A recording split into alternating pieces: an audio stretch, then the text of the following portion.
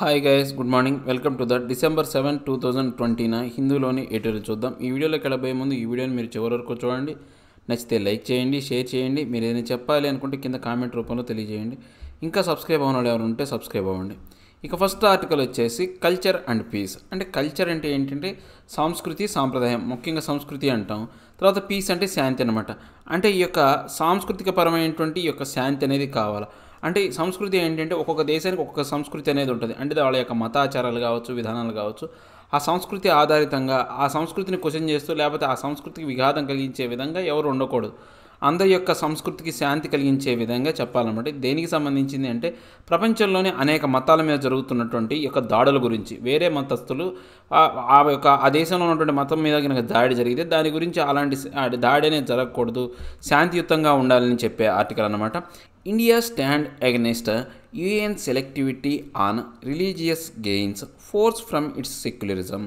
అంటే ఇప్పుడు ఇండియా అనేది దాని యొక్క విధానం అనేది ఎలా ఉంది అంటే ఈ యొక్క యునైటెడ్ నేషన్స్ సంబంధించినటువంటి సెలెక్టివిటీకి వ్యతిరేకంగా ఉందన్నమాట.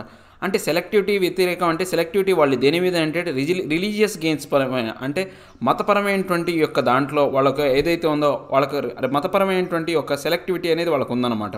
సో వాళ్ళు ఆ యొక్క సెలెక్టివిటీని ప్రపంచం మొత్తం మీద కూడా రుద్దుతున్నారు. ఎలాగా సెక్యులరిజం అనే ముసుగులో వాళ్ళు ఏం చేస్తున్నారంటే ప్రపంచం మొత్తం మీద రుద్దుతున్నారు అనమాట. అంటే UN సెక్యూరిటీ కౌన్సిల్ ఏం చేస్తుందంటే ముఖ్యంగా కొన్ని మతాలు ఏవైతే ఉన్నాయో ఆ మతాల మీద మాత్రమే దాడి జరిగితే దాన్ని బాధపడుతున్నారు. ఆ మతం మీద దాడి జరిగితే మాత్రమే దాన్ని ఏదో పెద్ద తప్పులాగా చూస్తున్నారు. కానీ వేరే మతాల మీద దాడి జరిగితే వాళ్ళు పట్టించుకోవట్లేదు అనమాట. అలాంటి సెలెక్టివ్ విధానాన్ని భారతదేశం అనేది తీవ్రంగా వ్యతిరేకిస్తుంది అనమాట. In a strong statement at the UN general assembly discussing resolutions of the UN Alliance of Civilization UNAOC on the culture of peace, India criticized the world body for what it called selectivity in seeking to protect Abrahamic religions, Islam, Christianity and Judaism over others. అంటే ఇప్పుడు మనం కనుక చూస్తే భారతదేశం అనేది UN general అసెంబ్లీకి సంబంధించినటువంటి discussion సంబంధించినటువంటి రెజల్యూషన్లో పుట్టినటువంటి UN అలయన్స్ ఆఫ్ సివిలైజేషన్ అనేది ఏదైతే ఉందో దాన్ని తీవ్రంగా ఆ యొక్క అంటే వాళ్ళు తీసుకొచ్చినటువంటి అంటే UNAOC అనే ఒక భాగం ఉందన్నమాట, ఒక వింగ్ ఉందన్నమాట. వాళ్ళు కల్చరల్ పీస్ అనే దాన్ని తీసుకొచ్చారు. దానికి భారతదేశం అనేది తీవ్రంగా వ్యతిరేకించింది. దాంతోపాటు దాన్ని తీవ్ర విమర్శ చేసింది అనమాట. క్రిటిసైజ్ అంటే విమర్శ ఇచ్చిందనమాట. వరల్డ్ బాడీ ఏం చేస్తుందంటే ఈ యొక్క ప్రపంచానికి సంబంధించినటువంటి UN బాడీ వరల్డ్ బాడీ ఏం చేస్తుందంటే ఈ యొక్క అంశంలో ఈ యొక్క కల్చర్ ఆఫ్ పీస్ అనే అంశంలో సెలెక్టివిటీ అనే దాన్ని అనుసరిస్తుంది. ఎలాంటి సెలెక్టివిటీ అంటే అబ్రహంకి సంబంధించినటువంటి అంటే అబ్రహమిక్ రిలీజియన్ అంటే అబ్రహం అనే అతని ద్వారానే 3 మతాలు అనేవి పుట్టినమాట. ముఖ్యంగా ఇస్లాం కావచ్చు, క్రిస్టియన్ కావచ్చు, జూడోయిజం, ఈ 3 మతాలు అనేవి దీని యొక్క ఆది పురుషుడు ఎవరంటే అబ్రహం అనమాట. అతని నుంచి వచ్చిన ఈ మతాలకు మాత్రమే వీళ్ళు ఏం చేస్తున్నారంటే ఈ యొక్క సెక్యూరిటీ అనేది ఇస్తున్నారు. అంటే కల్చరల్ పీస్ ఉండాలని కోరుకుంటున్నారు. ఇలాంటి సెలెక్టివ్ విధానం అనేది పూర్తిగా మనం అందరం కూడా అంటే ఒప్పుకోదగ్గ విషయం కాదు అని చెప్పేసి మన భారతదేశం పూర్తిగా వ్యతిరేకించిందనమాట. మిగతా మతాలను అసలు పట్టించుకోవట్లేదని చెప్పేసి భారతదేశం దీన్ని పూర్తిగా విమర్శించింది. The Indian delegate pointed out that previous resolutions of the UNAOC dating back to 2006 had reportedly decried the hatred against those religions, Islamophobia, Christianophobia and anti-Semitism, but didn't condemn attacks on other religious groups, including Hindu, Sikhs and Buddhists, who have suffered terror strikes and seen their shrines destroyed in Afghanistan and Pakistan. అంటే ఇప్పుడు మనం కనుక చూస్తే ఈ యొక్క భారతదేశానికి సంబంధించినటువంటి Indian delegates అంటే ప్రతినిధులు ఎవరైతే ఉన్నారో ఈ యొక్క రిజల్యూషన్ సంబంధించి ముఖ్యమైన కొన్ని అంశాలు అనేవి మాట్లాడారన్నమాట. UNAOC అనేది ఇంతకుముందు జరిగినటువంటి ఏవైతే ఉన్నాయో సమావేశాల్లో, అది ముఖ్యంగా 2006లో జరిగినటువంటి సమావేశంలో వాళ్ళు దేని గురించి ఎక్కువగా మాట్లాడారంటే ఇస్లామోఫోబియా అనమాట. అంటే ఇస్లాం మతం మీద జరిగే దాడి గురించి, తర్వాత క్రిస్టియానోఫోబియా గురించి అంటే క్రిస్టియన్ మతస్థుల మీద జరిగే దాడి గురించి, తర్వాత యాంటీ సెమిటిజం అంటే ఏంటంటే అరబ్ దేశాలు, తర్వాత ఈ యొక్క ఏవైతే ఉన్నాయో ఇజ్రాయెల్ పరిసర ప్రాంతాల్లో ఉన్నటువంటి ఈ యొక్క మతాలు ఏవైతే ఉన్నాయో వాటి గురించి మాత్రమే మాట్లాడారు. మిగతా వాటి గురించి మాట్లాడలేదు. హిందూ మతం కూడా అలాంటి దాడులకే గురైంది, సిక్కు మతం గురైంది, తర్వాత బుద్ధిజం కూడా ఇలాంటి దాడులకు గురైనాయి. ముఖ్యంగా వీళ్ళకి సంబంధించినటువంటి ఈ యొక్క పవిత్రమైనటువంటి దేవాలయాలు కావచ్చు ఏవైతే ఉన్నాయో అవి ఆఫ్ఘనిస్తాన్, పాకిస్తాన్ లాంటి దేశాల్లో నాశనం అయిపోయినాయి. వాటిని పూర్తిగా నాశనం చేశారు. అయినా కానీ వీళ్ళు ఎవరు పట్టించుకోకుండా ఈ 3 మతాలకు సంబంధించిన వాటిని పట్టించుకున్నారని చెప్పారనమాట. In particular India said the UNGA statement welcomed the Kartarpur Gurudwara corridor agreement between India and Pakistan, but failed to note that Pakistan's government has taken over the management of the Sikh shrine, which it called a contravention of the agreement and a violation of Sikh beliefs. అంటే ఇప్పుడు మనం కనుక చూస్తే ముఖ్యంగా ఈ యొక్క United nation general assembly అనేది ఒక స్టేట్మెంట్ ద్వారా కార్టర్పూర్ గురుద్వారాకు సంబంధించినటువంటి కారిడార్ అగ్రిమెంట్ భారతదేశానికి పాకిస్తాన్ మధ్య జరిగిందనమాట. దాన్ని ఏం చేసిందంటే ఒప్పుకుంది, ఆహ్వానించింది. సో దాని మంచి విధానం అనేది ఒప్పుకుంది. కానీ ఈ యొక్క యుఎన్జిఏ కౌన్సిల్ అనేది ఒక అంశంలో మాత్రం ఫెయిల్ అయిందనమాట. దీనికి సంబంధించి పాకిస్తాన్ గవర్నమెంట్ ఏం చేసిందంటే ఆ యొక్క కార్టర్పూర్ గురుద్వారా మీద సర్వ ఆధిపత్యం మేనేజ్మెంట్ బాధ్యతలని తనే తీసుకుందనమాట. ఆ సిక్ ష్రైన్ అది యాక్చువల్గా దేనికి సంబంధించింది, సిక్కు మతానికి సంబంధించినటువంటి ఒక పుణ్యక్షేత్రం. దాని మీద బాధ్యతలు మొత్తం ఎవరు తీసుకున్నారు, పాకిస్తాన్ తీసుకుంది. పాకిస్తాన్ ఏ దేశం, ఇస్లామిక్ కంట్రీ. ఆల్రెడీ తమ దేశం ఇస్లామిక్ దేశం అని చెప్పేసి వాళ్ళు సెక్యులర్ దేశం కాదు, ఇస్లామిక్ దేశం అనేది వాళ్ళు ఆల్రెడీ చెప్పేశారు. అలాంటి దేశం ఇప్పుడు సిక్కు అంటే వాళ్ళ మతం కాని దేశాన్ని ఎలా తీసుకున్నారు, అది పూర్తిగా ఇప్పుడు వివాదాస్పదమైంది అనమాట. సో అది ఇప్పుడు పూర్తిగా వివాదాస్పదమైంది. దాంతోపాటు ఈ యొక్క సిక్కుల యొక్క ఏది మనోభావాలు కూడా దీనివల్ల దెబ్బతిన్నాయి అనమాట. India's delegate also accused Pakistan of a culture of hatred against religions in India and fostering cross-border terrorism, and said a culture of peace cannot exist until that is changed. అంటే ఇప్పుడు మన భారతదేశానికి సంబంధించిన డెలిగేట్లు కూడా పాకిస్తాన్ని ఏదైతే ముద్దాయిగా నిందితుడిగా చేసి కొన్ని మాటలు మాట్లాడారనమాట. ఇదంతా కూడా పాకిస్తాన్ అనేది పూర్తిగా సాంప్రదాయబద్ధంగా ఏది వ్యతిరేక అనమాట. ఎవరికి, మన భారతదేశానికి సంబంధించినటువంటి మతాలన్నిటికీ కూడా వాళ్ళు సాంప్రదాయబద్ధంగా వాళ్ళు ద్వేషిస్తూ ఉంటారు మన భారతదేశంలో ఉన్న వాటిని. దాంతోపాటు ఇంకా ఏంటి అండ్ వాళ్ళు ఏంటంటే ఈ యొక్క ఫోస్టరింగ్ ఏం చూపిస్తూ ఉంటారంటే క్రాస్ బోర్డర్ టెర్రరిజాన్ని ఎక్కువ పెంపొందిస్తూ ఉంటారు. సో ఇలాంటి విధానం అనేది మారినంతకాలం ఈ యొక్క అంశాలు అనేవి వాటిలో మార్పులు రావు అని చెప్పేసి మన భారతదేశానికి సంబంధించిన డెలిగేట్స్ అన్నారనమాట. Above all the Indian statement said the UN's selectivity under the aegis of the UNAOC, an organization that was set up in 2005 to prevent polarization between societies and cultures and to bridge differences between them, only serves to further the theory of an inevitable clash of civilizations instead. అంటే ఇప్పుడు మనకి పైన చెప్పిన అన్ని statement ప్రకారం మన భారతదేశం ఏదైతే చెప్పిందో యుఎన్ అనేది సెలెక్టివ్గా వ్యవహరిస్తుందని, ఆ యొక్క సెలెక్టివ్గా వ్యవహరిస్తుంది అనడానికి ముఖ్యంగా ఈ యొక్క యుఎన్ఏఓసి అనేది ఎప్పుడు మొదలైందంటే 2005లో మొదలుపెట్టారు, దీన్ని ప్రవేశపెట్టారు.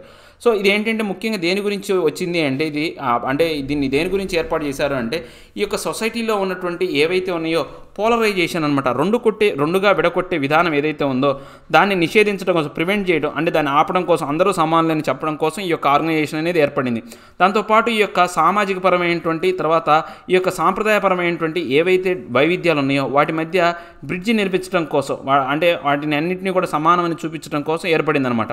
కానీ ఇప్పుడు ఈ యొక్క థియరీ వల్ల వీళ్ళు అనుసరిస్తున్నటువంటి ఈ యొక్క సెలెక్టివ్ విధానం వల్ల ఇది అనివార్యంగా ఎలా తయారైపోయిందంటే వీళ్ళు ఏ ఉద్దేశంతో దీన్ని నిర్మించారో దానికి వ్యతిరేకంగా ఈ యొక్క సివిలైజేషన్లో అంటే ఈ యొక్క నవీకరణలో ఈ యొక్క యుద్ధాలకు అంటే గొడవలకు క్లాసులకు దారిని తీసే విధంగా ఇది తయారైపోయింది అనమాట. ఇన్స్టెడ్ అంటే ఇంతకుముందు సమస్యను పరిష్కరించడం కోసం దీన్ని ఏర్పాటు చేస్తే ఇప్పుడు ఇదే ఒక పెద్ద సమస్య అయిపోయింది అనమాట. India's concerns over the UN resolutions that portray only 3 religions as victims of religious hatred are completely valid, and it is important that they are broadened to include every commitment that faces religion-based violence. అంటే ఇప్పుడు మన భారతదేశం ఆందోళన చెందుతున్న అంశం ఏంటి అంటే ఈ యొక్క యుఎన్ రెజల్యూషన్లో ఓన్లీ ఈ యొక్క 3 రిలీజియన్కి సంబంధించినటువంటి వాళ్ళనే బాధితులు, అంటే వాళ్ళు బాధితులు అవుతున్నారు, వాళ్ళు దీనివల్ల బాధపడుతున్నారని చెప్తున్నారు అనమాట. కానీ ఇక్కడ రిలీజియస్ హేట్రెడ్ ప్రకారం మనం చూడాలి అంటే ఇది చాలా వరకు ఏంటంటే ముఖ్యంగా ఈ యొక్క 3 మతాలే కాకుండా ప్రపంచంలోని అనేక మతాలు అనేవి, కమ్యూనిటీలు అనేవి ఇలాంటి విధానం ద్వారా ఈ యొక్క హింసకు గురవుతున్నాయి అని చెప్పేసి మన భారతదేశం ఆందోళన చెందుతుందన్నమాట. It is also important that the government thwarts Pakistan's particularly insidious attempts to create a controversy against India at this time by pushing these resolutions as India steps to take its 2-year seat at the UN Security Council. అంటే పాకిస్తాన్ ఏం చేస్తుందంటే ఈ యొక్క agreement ఇలాంటి అగ్రిమెంట్లు ఉపయోగించడం అంటే ఇప్పుడు ఇలాంటి రెజల్యూషన్ అనేది పాస్ చేసింది ఎవరంటే పాకిస్తాన్. సో పాకిస్తాన్ ఇలాంటి రెజల్యూషన్ ఎందుకు పాస్ చేస్తుంది అంటే ముఖ్యంగా భారతదేశాన్ని ఇరకాటంలో పెట్టాలి. ఎందుకంటే రాబోయే 2 సంవత్సరాల్లో మన భారతదేశం అనేది యుఎన్ సెక్యూరిటీ కౌన్సిల్లో మెంబర్గా ఉండబోతుంది అనమాట. మన భారతదేశాన్ని ఇరకాటంలో పెట్టాలని చెప్పేసి ఈ యొక్క ఇన్సిడియస్ అంటే మోసపూరితమైనటువంటి విధానం ద్వారా మన భారతదేశాన్ని ఇది పూర్తిగా ఇరకాటంలో పెట్టాలని ఇలా చేస్తుందన్నమాట. New Delhi has been concerned by an increase in intrusive language from the UN bodies concerned as well, given that UNAOC issued a statement of grave concern over the Delhi riots in February this year that it said resulted in casualties of mostly Muslims. అంటే మన భారతదేశం అనే న్యూఢిల్లీ అనేది ముఖ్యంగా ఆందోళన చెందుతున్న అంశం. ఈ యొక్క అంశాన్ని ఇంకా పెంచడానికి కారణం ఏంటంటే ఈ యొక్క యుఎన్ బాడీస్ ఏవైతే ఉన్నాయో అంటే ఈ యొక్క UNAOC కావచ్చు లేకపోతే ఇంకొన్ని బాడీస్ ఏవైతే ఉన్నాయో వాళ్ళు మన భారతదేశం మీద చేసినటువంటి వ్యాఖ్యలు కావచ్చు, వాడిన లాంగ్వేజ్ అనేది పూర్తిగా ఈ యొక్క ఇంటెన్సివ్ అంటే అనుచితమైనటువంటి వ్యాఖ్యలు అనేది మన భారతదేశంగా మీద చేశారన్నమాట. ముఖ్యంగా దేని గురించి ఢిల్లీ రైట్స్ గురించి మాట్లాడుతూ వాళ్ళ యొక్క ప్రగాఢమైనటువంటి సానుభూతి ఆందోళన అనేది వ్యక్తం చేశారన్నమాట. గ్రేవ్ కన్సర్న్ అనేది అంటే ప్రగాఢమైన సానుభూతి అనేది వ్యక్తం చేశారన్నమాట. ఫిబ్రవరిలో జరిగినటువంటి ఢిల్లీ రైట్స్లో వాళ్ళు ఏమన్నారంటే ఇక్కడ భారతదేశంలో ఈ యొక్క మత కల్లోలాలు జరుగుతున్నాయి, ఎక్కువ మరణాలు అనేవి ముఖ్యంగా ముస్లిం కుటుంబాల నుంచే వచ్చిన వాళ్ళే చనిపోయారు, ఎక్కువగా ముస్లింలే చనిపోయారని చెప్పేసి వాళ్ళు స్టేట్మెంట్ అనేది ఇచ్చారన్నమాట. అది ఒక అనుచితమైనటువంటి వ్యాఖ్య అనమాట. India is keen to push back on the UNAOC and other UN arms like the Human Rights Council that have criticized the Citizenship Amendment Act. ఇప్పుడు మన భారతదేశం అనేది చాలా వరకు ముఖ్యంగా దేనికోసం పనిచేస్తుందంటే ఈ యొక్క యుఎన్కి సంబంధించినటువంటి ఏవైతే అంగాలు ఆర్మ్స్ ఏవైతే ఉన్నాయో ఏది UNAOC కావచ్చు లేకపోతే ముఖ్యంగా హ్యూమన్ రైట్స్ కౌన్సిల్ ఏదైతే ఉందో వాటి వెనక్కి నెట్టాలని చూస్తుందన్నమాట. ఎందుకని ఈ 2 సంస్థలు ఏవైతే ఈ సంస్థలన్నీ కూడా మన భారతదేశాన్ని సిటిజన్షిప్ అమెండ్మెంట్ యాక్ట్కి సంబంధించి తీవ్రంగా విమర్శించినాయి అనమాట. వాటి మీద దాడి చేయడం కోసం లేకపోతే వాటికి ఎదుర్కోవడం కోసం భారత్ ఇలాంటి చర్యలు అనేవి చేస్తుందన్నమాట. As it seeks to do all of these however, the government must be careful about ensuring that in exposing the UN's selectivity does not open a flank for a counter change against India. అంటే ఇప్పుడు ఏదేమైనప్పటికీ కూడా మన భారతదేశం సంబంధించినటువంటి ప్రభుత్వం అనేది చాలా వరకు జాగ్రత్తగా ఉండాలన్నమాట. ఎందుకని ఇప్పుడు యుఎన్ మీద మనం దాడి చేస్తున్నాం, సెలెక్టివిటీ అనే అంశం మీద దాడి చేస్తున్నాం, వాళ్ళు తిరిగి మన మీద కౌంటర్ చేంజ్ అనేది అంటే కౌంటర్గా మన భారతదేశానికి వ్యతిరేకంగా దాడి చేయకుండా చూడాల్సిన జాగ్రత్తలు కూడా తీసుకోవాల్సిన జాగ్రత్తలు కూడా మనం తీసుకోవాలన్నమాట. The citizenship amendment act for example has been criticised for offering fast track citizenship to only a select group of religions leaving out Muslims. అంటే ఇప్పుడు మనం ఒకవేళ ఎగ్జాంపుల్గా చెప్పాలంటే వాళ్ళు మన మీద అలాంటి దాడి చేయొచ్చు అంటే సిటిజన్షిప్ అమెండ్మెంట్ యాక్ట్ గురించి మనం ఎగ్జాంపుల్గా చెప్పొచ్చు అనమాట. ఎందుకని ఆ చట్టంలో మనం ఏం చేసాము, కొంతమందికి త్వరగా ఈ యొక్క సిటిజన్షిప్ వాళ్ళకి పౌరసత్వాన్ని ఇచ్చే విధంగా ఒక చట్టం అనేది చేసాం అనమాట. ముఖ్యంగా ముస్లిం గ్రూప్ అనే దాన్ని వదిలిపెట్టి మిగతా వాళ్ళకి ఇచ్చే విధంగా చేసాం అనమాట. ఇలాంటి దాని మీద మన మీద దాడి జరగచ్చు అనమాట. India cannot call for a culture of peace that stitches together and alliances of faiths while Indian states bring laws that seeks to make difficult interfaith marriages. అంటే మన భారతదేశం అనేది ఎప్పుడు కూడా కల్చర్ ఆఫ్ పీస్ కింద మనం చూడకూడదు అనమాట. ఎప్పుడు కూడా ఏదైతే ఈ యొక్క పీస్కి సంబంధించి అంటే కల్చర్ అనేది మనకు ఈ పీస్ అనేది ఈ శాంతి అనేది ఈ యొక్క సాంప్రదాయబద్ధంగా వస్తుందనే దాని కింద మనం ఎప్పుడు చూడకూడదు అనమాట. ఇది ఎప్పుడు కూడా ఎలియన్స్ ఆఫ్ ఫెయిత్ అంటే నమ్మకాల వల్ల ఏర్పడినటువంటి శాంతి తప్పితే మన భారతదేశంలో కల్చర్ ఆఫ్ పీస్ అనేది లేదనమాట. ఎందుకని మనం ఎలా చెప్పడానికి కారణం ఏంటి అంటే మన భారతదేశంలో రకరకాలైనటువంటి విధానాలు ఉన్నాయి. ముఖ్యంగా ఇప్పుడు మనం ఏం చేస్తున్నాం, భారతదేశంలో కొన్ని రాష్ట్రాలు ఏం చేస్తున్నాయి అంటే ఈ యొక్క డిఫికల్ట్ ఇంటర్ఫెయిత్ మ్యారేజెస్ అంటే ఇంటర్ఫెయిత్ మ్యారేజెస్కి వ్యతిరేకంగా కొన్ని చట్టాలు అనేవి చేస్తున్నాయి అనమాట. సో ఇవన్నీ కూడా మనకి నమ్మకాల మీద ఆధారపడినటువంటి విధానమే కాబట్టి మంది ఎలియన్స్ ఆఫ్ ఫెయిత్ అనమాట. మంది in the larger analysis the force of India's argument against the UN selective resolutions, non-inclusive language, as well as the international efforts of advisories such as Pakistan remains its own secular credential enshrined in the constitution and the pluralist ethos. అంటే ఇప్పుడు మనకు larger సెన్స్లో లార్జర్గా దీని గురించి మనం విశ్లేషణ చేయాలి అంటే భారతదేశం అనేది పూర్తిగా యొక్క ఆర్గ్యుమెంట్ దేనికి యుఎన్కి సంబంధించినటువంటి సెలెక్టివ్ రెజల్యూషన్ మీద, తర్వాత నాన్ ఇన్క్లూజివ్ అనమాట అంటే కొన్ని అనుచితమైనటువంటి ఈ యొక్క భాషా విధానాన్ని గురించి, తర్వాత వాళ్ళ యొక్క ఇంటర్నేషనల్గా కొన్ని ఇబ్బందులు ఏవైతే ఉన్నాయో వాటి గురించి మాట్లాడుతుందన్నమాట. సో ఇలాంటి సమయంలో ఏంటంటే పాకిస్తాన్ అనేది ఎప్పుడూ కూడా వాళ్ళు సెక్యులర్ క్రెడెన్షియల్స్ అనే వాటిని అంటే సెక్యులరిజం అనే విధానం ద్వారా లబ్ధి చేకూర్చే విధంగా వాళ్ళు ఆ యొక్క అంశాన్ని ఎక్కువగా చూపిస్తూ మన భారతదేశాన్ని ఇరకాటంలో పెట్టే విధంగా ఉందన్నమాట. దాంతోపాటు ఆ యొక్క ఇంటర్నేషనల్ కాన్స్టిట్యూషన్ కావచ్చు, లేకపోతే ప్లూరలిస్టిక్ ఎథియోస్ అనమాట, అంటే విభిన్నమైనటువంటి ఈ యొక్క సిద్ధాంతాలు కూడా అలానే దానికి సరిపోయే విధంగానే ఉన్నాయి. కాబట్టి ఇలాంటి సమయంలో మన భారతదేశం జాగ్రత్తగా ఉండాల్సిన అవసరం ఎంతైనా ఉందని చెప్తున్నారన్నమాట. ఏ లేదండి, ప్రపంచంలో ఒక 3 మతాలకు ఏవైతే ఆ యొక్క అబ్రహమిక్ మతాలు ఏవైతే ఉన్నాయో ఆ 3 మతాలకు మీద దాడి జరిగితేనే దాడి అంటున్నారు, కానీ మిగతా వాటి మీద జరిగే దాడిని దాడిగా చూడట్లేదు అనమాట. దీన్ని మన భారతదేశం అనేది తీవ్రంగా వ్యతిరేకిస్తుంది. ఇలాంటి విధానంలో ఏంటంటే మనం యూఎన్ లాంటి అంటే మల్టీలేటరల్ సొసైటీ అది, అంటే ప్రపంచంలోని అన్ని దేశాలు దాంట్లో భాగమే ఉన్నాయి. అలాంటి దాంతో మనం డైరెక్ట్గా ఢీ కొంటున్నాం. ఇలా ఢీ కొట్టేటప్పుడు కొంచెం జాగ్రత్తగా ఉండాలి. పాకిస్తాన్ లాంటి దేశాలు మనం ఏంటి టార్గెట్ చేయాలని చూస్తాయి. కాబట్టి ఇలాంటి అంశం మనం చెప్పేది కరెక్ట్ అయినప్పటికీ కూడా ఇలాంటి అంశాల్లో మనం కొంచెం జాగ్రత్తగా ఉండాలి అని చెప్తున్నారనమాట. ఇక నెక్స్ట్ ఆర్టికల్ వచ్చేసి 10 years ట్రాక్.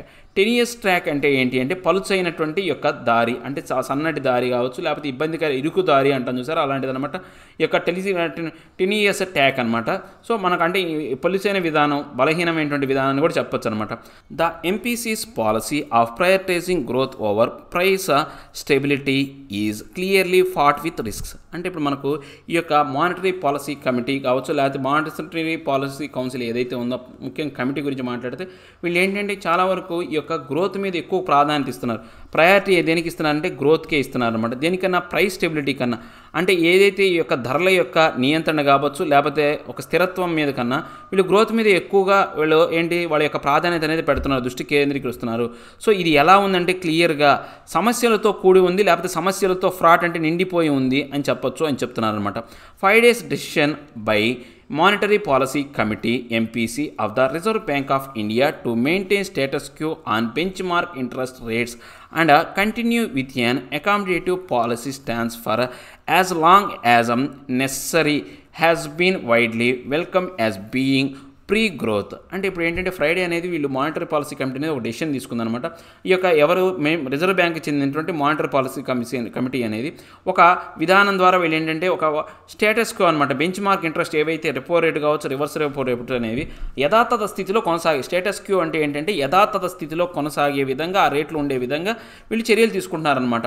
సో ఈ యొక్క విధానం అనేది దేనికి సంబంధించింది అంటే ఇప్పుడు ఉన్నటువంటి పరిస్థితుల్లో ఈ యొక్క సర్దుబాటు చర్యలు పాలసీ, అంటే ఇప్పుడు ఉన్నటువంటి పరిస్థితులను సర్దుబాటు చేయడం కోసం ఈ యొక్క పాలసీని విధానాన్ని వాడుతున్నారు అనమాట. ఇదంతా కూడా ప్రీ గ్రోత్, అంటే గ్రోత్ రాకపోయే ముందు మనం చేయబోయే పనులు అనమాట.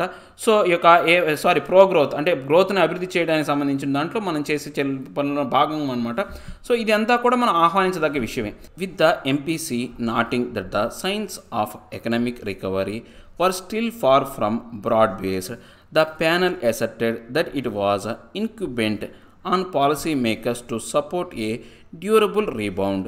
అంటే ఇప్పుడు ఈ యొక్క మానిటరీ పాలసీ కమిటీ ఏదైతే ఉందో వాళ్ళు ఏంటంటే ఇప్పుడు చేస్తున్నటువంటి విధానం ద్వారా ఈ యొక్క ఎకానమీ అనేది తిరిగి పునరుద్ధరించడానికి చేసే చర్యల్లాగానే ఒక గుర్తుల్లాగా సైకిల్ లాగా మాత్రమే ఉన్నాయి. ఏంటి ఇవి అంటే అంతేగాని అంత మించి బ్రాడ్ బేస్డ్లో ఏం లేవన్నమాట. ఈ ప్యానల్ అంతా కూడా ఏంటి అంటే ఇప్పుడు ప్రస్తుతం అధికారంలో ఉన్న ఇంక్యుబెంట్ అంటే ప్రస్తుతం అధికారంలో ఉన్న వాళ్ళు ఎవరైతే ఉన్నారో అంటే ప్రస్తుతం ఉన్నటువంటి పరిస్థితులు ఏవైతే ఉన్నాయో ఆ పాలసీ మేకర్స్ వాటినే పూర్తిగా కొనసాగిస్తారనమాట. ఎందుకని డ్యూరబుల్ రీబౌండ్ అనమాట, అంటే మన్నిక కలిగినటువంటి ఈ యొక్క తిరిగి ఏదైతే అభివృద్ధి ఏదైతే ఉందో పునరుద్ధరణ ఏదైతే ఉందో ఆ రీబౌండ్ కోసం వీళ్ళు చేస్తున్నారే తప్పితే కొత్తగా ఈ యొక్క అభివృద్ధి చెందడానికి ఎటువంటి చర్యలు అనేవి తీసుకోవట్లేదు అనమాట. The MPC also flagged its expectation that inflation would continue to remain elevated through the coming months to average 6.3%, well above the 6% upper bound of the target range through the second half of the current fiscal. అంటే ఇప్పుడు మనం కనుక చూస్తే ఈ యొక్క రాబోయే కాలంలో ఈ ఎంపీసీ వాళ్ళు వేసినటువంటి అంచనాలు, వాళ్ళ ఫోర్కాస్ట్ ప్రకారం ఈ యొక్క ఎక్స్పెక్టేషన్స్ ప్రకారం అంచనాల ప్రకారం ఏంటి అంటే రాబోయే కాలంలో ఈ యొక్క ఇన్ఫ్లేషన్ అనేది 6.3% వరకు పెరిగే అవకాశం ఉందన్నమాట. సో మనకు ఎప్పుడైనా సరే ఇన్ఫ్లేషన్ అనేది ఎప్పుడూ కూడా 2 నుంచి 6 మధ్యలోనే ఉండాలి. 2 అంటేనేమో లీస్ట్ బౌండ్, 6 అంటేనేమో హైయెస్ట్ బౌండ్ అనమాట. 6 కనుక దాటింది అనుకోండి మనకు ద్రవ్యోల్బణం ఏర్పడుతున్నట్టు. 2 నుంచి 6 2 లోపు ఉందనుకోండి మరీ తక్కువగా మందగమనంలో ఉన్నట్టు అనమాట. 2 నుంచి 6 వరకు ఉండాలి, ఎందుకంటే ప్రతి సంవత్సరం అనేది రేట్లు పెరగాలి, అప్పుడు రేటు పెరిగితేనే అభివృద్ధి జరుగుతున్నట్టు అనమాట. సో ఇప్పుడు ఇదేంటి అప్పర్ బౌండ్ దాటుతుందన్నమాట. దీనివల్ల ఏమవుతుందంటే రాబోయే యొక్క సెకండ్ హాఫ్లో ఈ యొక్క ఇలాంటి విధానం ద్వారా ఏమవుతుందంటే ఇంకా పరిస్థితులు అనేవి దిగజారిపోయే అవకాశం ఉందన్నమాట. The RBI which in October estimated retail inflation to range between 4.5 and 5.4 in the 6-month period has in just 2 months raised its projection for price gains by at least close to 1% point. అంటే వీళ్ళు అంటే October నెలలో వీళ్ళు చేసినటువంటి అంచనా ప్రకారం దీని లెక్క ఎట్లా ఉందంటే 4.5 నుంచి 5.4 మధ్యలో ఈ యొక్క inflation growth, retail inflation growth అనేది ఉంటుంది అని చెప్పేసి ఈ యొక్క వాళ్ళు ఈ యొక్క 6 months కాలంలో పీరియడ్లో ఉండబోతుందని అక్టోబర్లో వీళ్ళు చెప్పారు. కానీ ఈ యొక్క 2 నెలల్లోనే, అంటే అక్టోబర్ చెప్పారు, నవంబర్ డిసెంబర్లో ఇప్పుడు జరుగుతుంది. ఈ 2 నెలల్లోనే ఈ యొక్క సంఖ్యలు అనేవి మారిపోయినాయి అనమాట. సో ఇప్పుడు ఏమైంది, 1% ప్రైస్ గ్రోత్ పెరగటం వల్ల, అంటే 1% రేట్లు పెరగటం వల్ల ఈ యొక్క ఎక్స్పెక్టేషన్ అనేవి 4.5 5.4 మధ్యలో ఉంటుంది అనుకుంది, కాస్త 6.3 దాటిపోయిందనమాట. Seen in this light the MPC's decision shows that the RBI is clearly prioritising growth over price stability for now. So ఇప్పుడు మనం ఏవైతే ఉన్నాయో ఈ డెసిషన్ల కారణంగా మనం మానిటరీ పాలసీ కమిటీ అనేది మనం కనుక చూస్తే ఏంటి అంటే ఈ యొక్క RBI అనేది ముఖ్యంగా ఈ యొక్క గ్రోత్కి ఎక్కువ ప్రాధాన్యత ఇస్తుంది, కానీ ప్రైస్ స్టెబిలిటీకి ఇవ్వట్లేదు. ప్రైస్ స్టెబిలిటీని మించి దాన్ని మించి మరీ గ్రోత్కి ఎక్కువ ప్రాధాన్యత ఇస్తున్నారు అనమాట. While the compulsion to ensure that the monetary policy remains broadly supportive of an economy that is in a recession as a fallout of the COVID-19 pandemic and accompanying lockdowns is understandable. The rate-setting panel's readiness to shrug off both persistently high inflation and its own outlook on prices is cause for concern. అంటే ఇప్పుడు మనం కనుక చూస్తే ఈ యొక్క compulsion అనేది, అంటే ఎందుకు ఇలా మారిపోయింది ఈ మానిటరీ పాలసీ కమిటీ అనేది, ముఖ్యంగా వీళ్ళు ఏదైతే ఉందో ఈ యొక్క అంటే గ్రోత్ మీద ఎందుకు ఇంత కాన్సన్ట్రేషన్ పెట్టారు అంటే ఈ యొక్క COVID-19 కారణంగా ఎకానమీ అనేది పూర్తిగా ఆల్రెడీ కొంతవరకు మందగమనంలో రెసిషన్లో ఉన్నది, ఇంకా పడిపోయిందనమాట. ఆ తర్వాత మళ్ళీ జరిగినటువంటి లాక్డౌన్ వలన ఇంకా దిగజారిపోయిందనమాట. సో ఈ యొక్క కమిటీ అనేది ఏంటంటే మీరు ముందు ఏంటంటే ఈ యొక్క హై ఇన్ఫ్లేషన్ ఏదైతే ఉందో దాన్ని ముందు తగ్గించాలి. షగ్ ఆఫ్ అంటే దాన్ని పూర్తిగా తగ్గించే విధంగా, అంటే కొనసాగుతున్న దాన్ని తగ్గించాలి. దాంతోపాటు ఈ యొక్క ప్రైస్ ఇష్యూస్ అంటే వీళ్ళ యొక్క ప్రైస్ ఇష్యూస్ ఏవైతే ఉన్నాయో అవి కూడా కొంతవరకు వాళ్ళని ఆందోళన కలిగిస్తున్నాయి అనమాట. Recent increases in the prices of iron ore, steel and transportation fuels also add to the worries that cost pressures are continuing to accumulate at a time when the economy is still well underwater. అంటే ఇప్పుడు మనం ఏమైనా చూస్తే ఈ యొక్క recent increases అనేవి iron ore రేట్లు పెరిగినాయి, స్టీల్ రేట్లు పెరిగినాయి, దాంతోపాటు ట్రాన్స్పోర్టేషన్ ఫ్యూయల్ ఏదైతే పెట్రోల్ డీజిల్ కూడా అవి కూడా పెరగటం వల్ల కొన్ని సమస్యలు అనేవి, కొన్ని అదనపు ఆందోళనలు అనేవి మనకి యాడ్ అయినాయి అనమాట. సో దీని కారణంగా ఏంటి అంటే ఈ యొక్క అక్యుములేటివ్ ఏదైతే ఉందో, అంటే ఈ యొక్క సర్దుబాటు చర్యలు కావచ్చు, లేకపోతే అన్నీ కలుపుకొని ఈ యొక్క టైంలో ఏంటంటే ఈ యొక్క ఎకానమీ అనేది ఇంకా దిగజారిపోయే విధంగా, అంటే అది ఇంకా బాగా ఎకానమీ అనేది తిరిగి అభివృద్ధిలోకి రాలేదు, ఇంకా అంటే కష్టాల్లోనే ఉందన్నమాట, మునిగిపోయే ఉంది, అండర్ వాటర్ అనమాట, మునిగిపోయే ఉంది, దాని మీద ఇంకా భారం పడుతుందన్నమాట. The RBI has also surprisingly raised its GDP forecast for the full year. కానీ మనం ఇన్ని కష్టాల గురించి మాట్లాడుతున్నాం, కానీ RBI ఏం చెప్పింది ఒకసారిగా, ఈ యొక్క రాబోయే కాలంలో గ్రాస్ డొమెస్టిక్ ప్రొడక్ట్ వాల్యూ అనేది ముందే ఫోర్కాస్ట్ అంచనా వేసిందనమాట. దాని ఫుల్ ఇయర్కి అంచనా వేసింది. ఎలా అంచనా వేసిందంటే దాని ఎక్కువ మొత్తంలో వచ్చే విధంగా అంచనా వేసిందనమాట. The central bank now expects the economy to shrink by only 7.5% in the 12 month ending in March, a full 2% points shallower than the 9.5% contraction it had projected in October. అంటే ఇప్పుడు మనం ఏమైనా చూస్తే RBI చెప్పిన లెక్క ప్రకారం, ఈ సెంట్రల్ బ్యాంక్ చెప్పిన లెక్క ప్రకారం రాబోయే 12 నెలల కాలంలో మొత్తం మనకు 7.5% అనేది ఈ యొక్క ఎకానమీ అనేది పూర్తిగా అంటే తగ్గిపోతుంది, స్ట్రింక్ అవుతుంది, మునిగిపోతుంది అని చెప్పేసి చెప్పారు మార్చి వరకు కూడా. ఇంతకుముందు ఆల్రెడీ 2% అనేది పడిపోయింది. ఇది మొత్తం కలుపుకొని ఈ షాలయర్ మొత్తం కలుపుకుంటే కనుక 9.5% అనేది పడిపోతుంది అని చెప్పేసి అక్టోబర్ నెలలో వీళ్ళు అంచనా చెప్పారనమాట. The forecast is predicted on a return to growth of 0.1% in Q3 and 0.7% in Q4. అంటే ఇప్పుడు మనకి ఈ యొక్క అంచనా అనేది మళ్ళీ ఏంటి, తిరిగి మళ్ళీ జోషిని చెప్పే ప్రిడిక్టెడ్ మళ్ళీ అంచనా వేశారు. ఎందుకని మనకు ఈ యొక్క Q3లో వచ్చేసి 0.1% అనేది మనకు గ్రోత్ కనపడింది, Q4లో వచ్చేసి 0.7% గ్రోత్ కనపడింది అనమాట.